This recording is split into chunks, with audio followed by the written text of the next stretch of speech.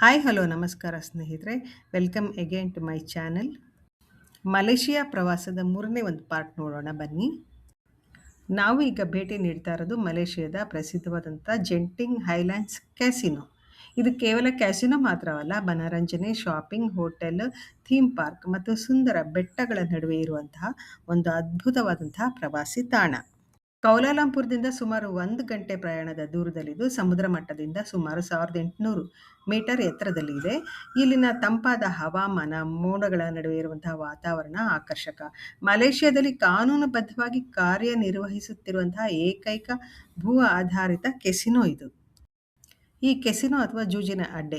ಇಲ್ಲಿ ಕಣ್ಣು ಕುಕ್ಕುವಂತಹ ಒಂದು ಈ ಲೈಟಿಂಗ್ ಅರೇಂಜ್‌ಮೆಂಟ್ ಇರುತ್ತೆ. ದೊಡ್ಡ ದೊಡ್ಡ ಅಡ್ವರ್ಟೈಸಿಂಗ್ ಸ್ಲಾಟ್‌ಗಳನ್ನ ನಾವು ನೋಡ್ಬೋದು. ಈ ಗೇಮ್ಸ್ ಆಡುವಂಥ slot machine, blackjack, baccarat, roulette, poker ಸೇರಿದಂತೆ ಅನೇಕ ಟೇಬಲ್ ಆಟಗಳು ಇಲ್ಲಿ ಆಡೋದಕ್ಕೆ ಸಿಕ್ಕತ್ತೆ.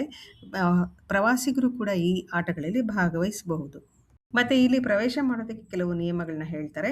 25 ವರ್ಷ ಮೇಲ್ಪಟ್ಟಿರಬೇಕು, ಮತ್ತೆ ಪ್ರವೇಶ ಪಡೆಯೋದಕ್ಕೆ ಮತ್ತೆ ಪಾಸ್‌ಪೋರ್ಟ್ ಅಥವಾ ಗುರುತಿನ ಚೀಟಿ ಇರಬೇಕು ಕಡ್ಡಾಯ. ಕಾನೂನು ಪ್ರಕಾರ ಇದು ನಾಗರಿಕರಿಗೆ ಜೂಜಾಟದಲ್ಲಿ ಭಾಗವಹಿಸಕ್ಕೂ ಕೂಡ ಅನುಮತಿ ಕೊಡ್ತಾರೆ.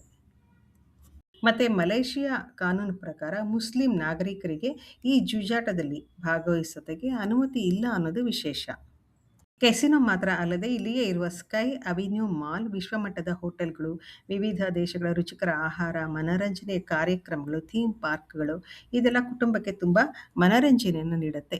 ಈ ಆನೆ ಕೂಡ ಒಂದು ಪ್ರಮುಖ ಆಕರ್ಷಣೆ.